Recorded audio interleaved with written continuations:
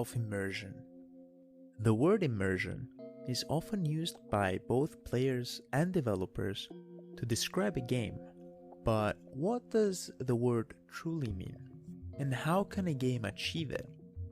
To immerse a player within a game is to achieve a state where they project themselves in the world you have created. However, the art of immersion is often misunderstood. While graphical fidelity is regarded as one of the most important aspects of modern games, it isn't always enough by itself to achieve such a state. Causing a player to be absorbed within your game world is to communicate with them on a deeper level.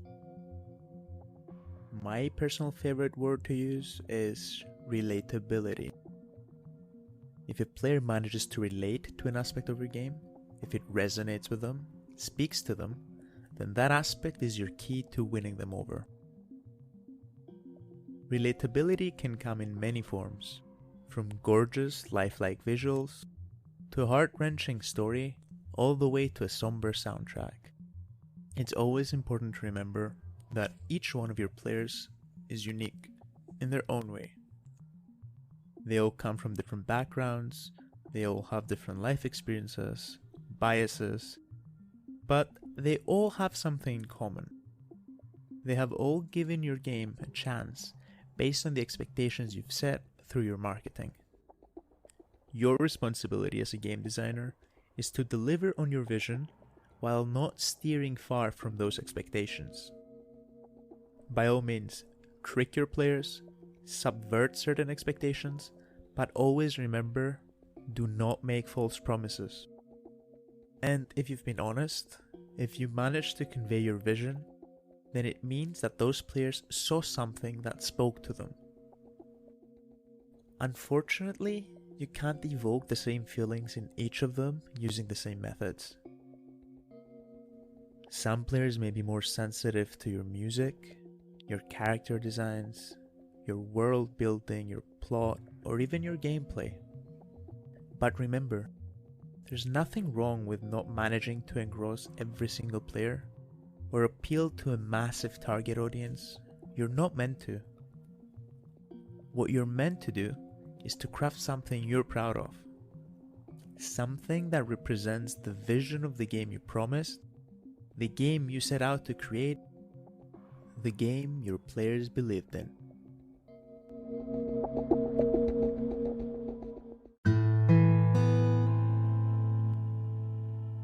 I want to take a moment and talk a bit about a recent experience of mine with immersion that I didn't expect, and it changed the way I define it. It has to do with a game and genre that I've never really taken a big interest before. So it was the beginning of this year, 2022. I was browsing online for something to play while waiting for Pokemon Legends. And that's when I found it, and that's when I stumbled upon a little game known as The House in Fata Morgana. It really piqued my interest because it was a game I haven't heard of before, and it was standing with a perfect 100 score on Metacritic, which resulted in a lot of controversy regarding it. For those unfamiliar, The House in Fata Morgana is a linear visual novel with minimal player input. You don't often get to make choices in the game, and the choices you do end up making either result in a quick ending or progress you towards the path to the true ending. All in all, The House in Fata Morgana is a predetermined story that the developers wanted to tell. That by itself was the main cause of controversy, because people were complaining that how can you have a perfect 100 Metacritic score when all you do in a game is be an observer in a story, just like reading a book. But without paying any mind to the negative comments, and having watched the trailer for it, I was curious. It had what I would call a unique art style compared to other games of its genre. The music was mesmerizing, to say the least, and the setting seemed unconventional enough, so I was intrigued.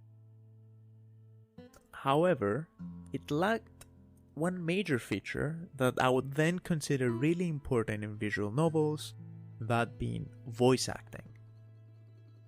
Despite that, I ended up buying it because it was on a sale, and I got it on my Nintendo Switch, which was the Dreams of the Revenant edition, what we would consider the definitive edition or complete edition. At the time, it was about 1.5 or 2 years in the pandemic, being stuck indoors and feeling a bit isolated.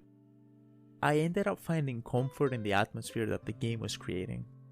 The story takes place in a mansion throughout the span of many centuries.